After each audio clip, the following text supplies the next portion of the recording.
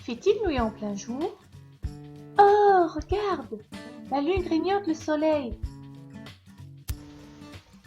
Bonjour à vous les amis.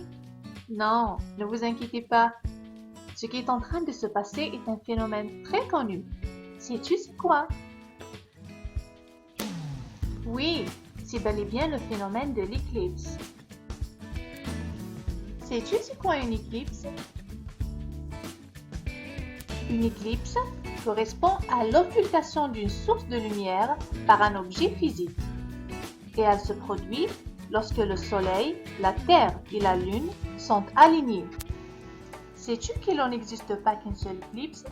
En effet, il en existe deux, l'éclipse solaire et l'éclipse lunaire. Et maintenant, sais-tu quand cela se produit-il? Oui, bravo à toi!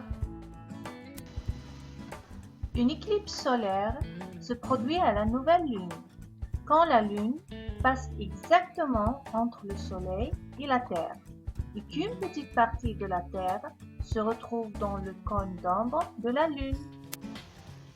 Et pour l'éclipse de lune, qu'en penses-tu? Oui, moi. Oui, c'est exactement ça. Une éclipse de lune se produit à la pleine lune. Quand la Terre passe exactement entre le Soleil et la Lune, et que la Lune se retrouve dans le cône d'ombre de la Terre. Maintenant, c'est à toi de jouer. Sais-tu quand la nouvelle éclipse solaire se produira-t-elle en Amérique du Nord? Bravo à toi! La prochaine éclipse solaire est une éclipse totale et elle se produira le 21 août 2017. Après avoir vu l'essentiel des deux éclipses, nous allons maintenant voir d'autres types d'éclipses. Dans l'éclipse solaire, il y a l'éclipse totale, partielle et annulaire. Et dans l'éclipse lunaire, nous retrouvons l'éclipse totale et partielle.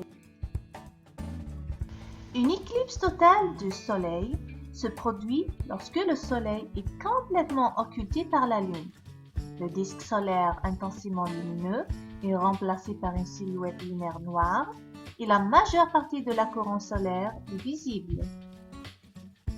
Une éclipse partielle du Soleil se produit lorsque le Soleil et la Lune ne sont pas parfaitement alignés et que la Lune n'occulte qu'en partie le Soleil. Quant à une éclipse annulaire, elle se produit quand le Soleil et la Lune sont parfaitement alignés avec la Terre, mais que la taille apparente de la Lune est légèrement inférieure à celle du Soleil.